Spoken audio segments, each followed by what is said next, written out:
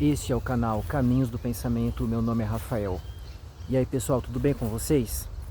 Será que a percepção depende de uma consciência para existir? Às vezes, quando nós falamos sobre seres percipientes ou seres sencientes, algumas pessoas levantam a objeção. Por que você fala que senciência é ter sensibilidade e consciência, se todo ser sensível já é consciente, né? Para que ele consiga sentir algo, ele precisa necessariamente ser dotado de uma mente e ter poder de perceber as coisas. Bem, essa objeção tem fundamento, tá? Porque realmente, se você pega ali o sentido de perceber, né, dessa forma como eu coloquei, fica redundante você falar que o senciente possui sensibilidade e consciência, né? Bastaria dizer que ele possui sensibilidade.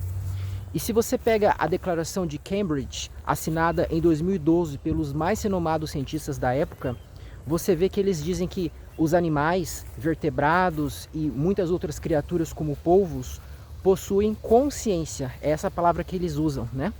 E obviamente essa consciência envolve consciência sobre os perigos, né? Consciência sobre aquilo que prejudica a sua vida.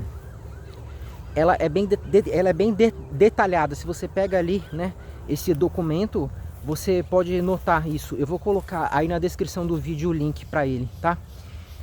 Só que existe um problema, porque olha só que curioso, né?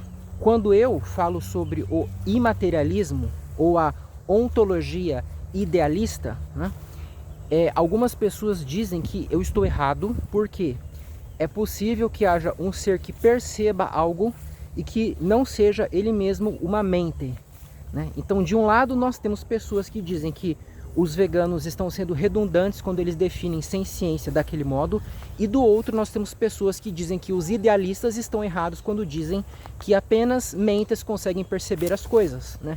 E eles citam, por exemplo, as máquinas inteligentes, como os celulares modernos, né? Os computadores, nós temos aí a própria inteligência artificial, esses softwares, né, que se comunicam e criam frases, criam textos muito bem elaborados, né? E eles dizem então que seria possível um ser material, né, conseguir perceber as coisas, não precisaria ser algo imaterial como a mente, né? A mente definida aí como aquilo que cria a ideia, né? Aquilo que não possui uma forma, né? A mente que é algo que não é tangível, que não tem características empíricas, né? O problema disso é a fonte das nossas ideias. A pessoa que levanta essa objeção contra o imaterialismo, ela não está prestando atenção à fonte da sua ideia, ou seja, aquilo que a levou a essa conclusão, né?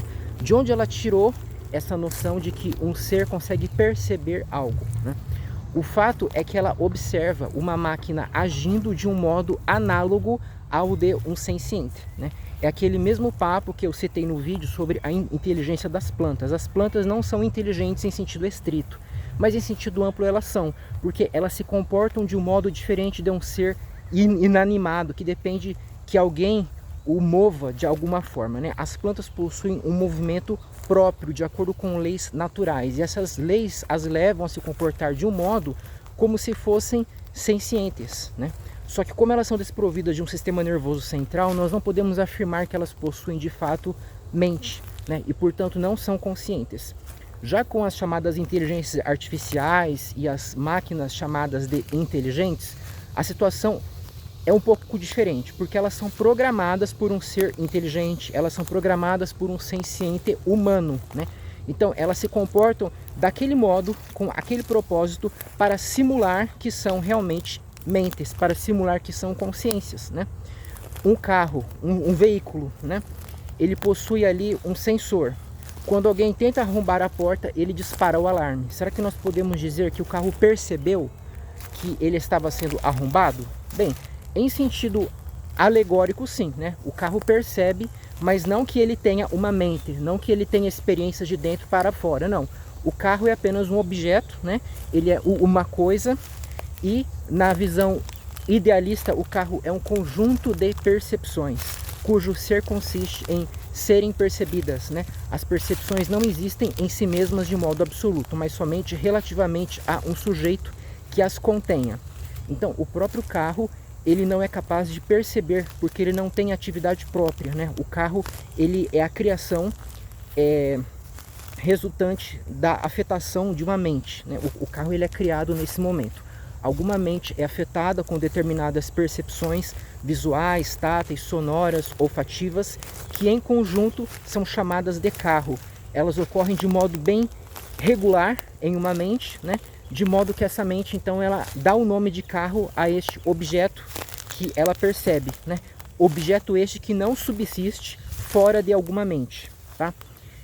Então, esclarecidos os pontos, né? Eu acho que não tem problema a gente falar, então, que coisas são capazes de perceber, desde que nós entendamos que essa percepção não é consciente, né?